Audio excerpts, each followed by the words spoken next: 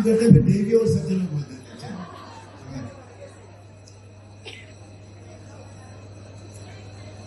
बच्चे से लेकर बच्चा जब बड़ा होता है, पहली बात तो जन्म होता है तो माँ देती है, बच्चे को कुछ चाहिए होता है बड़ा होने के लिए तो माँ देती है, कुछ उसे सिखाती है वो माँ सिखाती है। यानी हर महेश को मैंने ही बनाया है, बताइए इससे ऊपर क्या हो। तो आज आप सबको संबोधित करने का जो मुझे सौभाग्य मिला है, जो गर्व हासिल हो रहा है, उसके लिए बहुत बहुत आभारी हूँ। आप सबका बहुत बहुत अभिनंदन।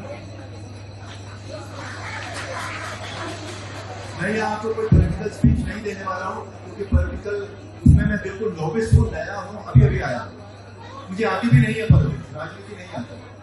मैं आपसे सीधी सीधी एक बात करूंगा कि आप जानते हैं चुनाव है यहाँ पर, और चुनाव में हम सब यहाँ आकर महिला और पुरुष दोनों बराबर हो जाते हैं। सबका कर्तव्य बनता है कि हम उस व्यक्ति को, उस दल को वोट दें जो हमारे लिए अच्छा है। ये डिसीजन हमें खुद करना होता है और खुद को ही करना भी चाहिए।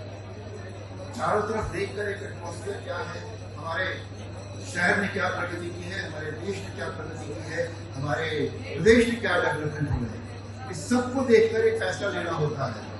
क्योंकि जब देश की प्रगति होती है तो प्रदेश की प्रगति होती है, प्रदेश की प्रगति होती है तो लोकसभा सीट की प्रगति होती है, और तब हमारे शहर की भी प्रगति तभी होती है।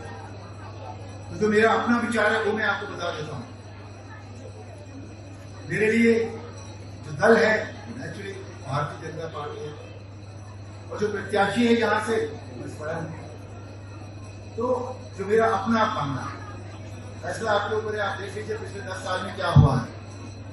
आदरणीय नरेंद्र मोदी जी ने जो पूरे देश के लिए किया है, पूरे देश के लिए बल्कि विश्व के लिए भी उन्होंने कितने काम कर दिए।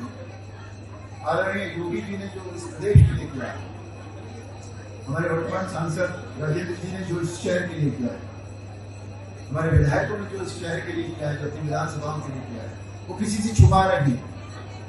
तो इसलिए हम सब का फर्ज बन जाता है कि हम सब उनके हाथ मजबूत करें। उन्होंने 400 का आंकड़ा दिया है मोदी जी ने, मुझे लगता है वो आंकड़ा ऐसे ही नहीं दिया गया, उसका कोई तो कारण होगा पीछे, क्योंकि वो कोई भी काम ऐसे ही नहीं करते, उसके पीछे उनकी सोच होती है बहुत बड़ी। देश के लिए उनकी सोच होती है, राष्ट्रवाद होता है उसके पीछे। हो सकता है कुछ ऐसे काम वो करने वाले हों जिसके लिए 400 के आंकड़े की जरूरत पड़े, तो इसलिए वो आंकड़ा भी हमें पार करना है। और दूसरी बात, एक चीज तो ध्यान आपको और रखना पड़ेगा, अन्यथा हो सकता है कि इस लोकसभा से आप लोगों से, पुरुषों से भी कुछ सवाल पूछ किए जाए इस चुनाव के रिजल्ट के बाद।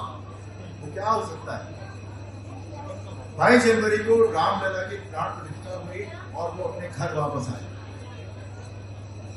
उसके 2 महीने बाद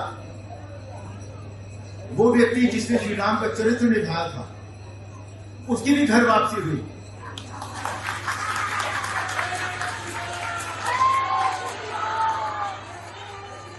उस नाते आपको एक बात ध्यान में रखनी होगी कि ये सिद्ध करना होगा कि आपकी आस्था श्री राम में कितनी।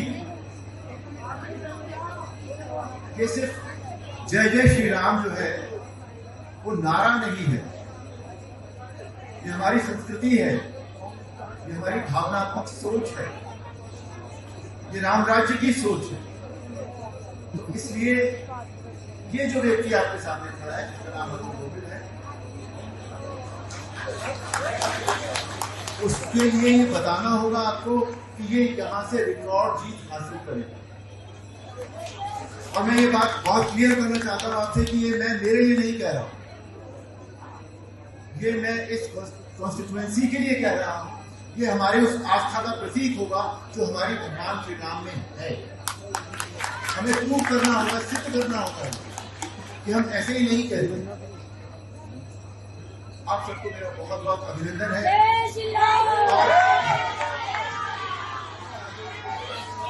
आज विक्रम संवत नया जय जय श्री राम, जय जय श्री राम। भारत माता की वंदे मातरम। आज विक्रम संवत, नया विक्रम संवत शुरू हो रहा है, उसके लिए आपको बहुत बहुत बधाई। और इस चुनाव में वोट डालने के लिए एक रिक्वेस्ट और है, छोटी सी। चुनाव में वोट डालने जरूर चाहिए। वोट का प्रतिशत कम हो गया है। अगर रिकॉर्ड जीत हासिल करनी है तो आप सबको मतलब सबको वोट डालना होगा, और अकेले नहीं डालना होगा। परिवार में जितने व्यक्तियों का वोट है उनको डालना होगा। जो नई वोटर्स बनी है हमारी बेटियां बच्चियां, उनको भी डालना होगा। इसलिए सबको साथ लेकर जाइए और पूरा का पूरा वोट परसेंटेज बिल्कुल बदल दीजिए। पिछले चुनाव में 50% था, इस चुनाव में 100% होना चाहिए। ये मैं आपसे वादा मांग रहा हूं। बोलिए, वादा है। जय जय श्री राम।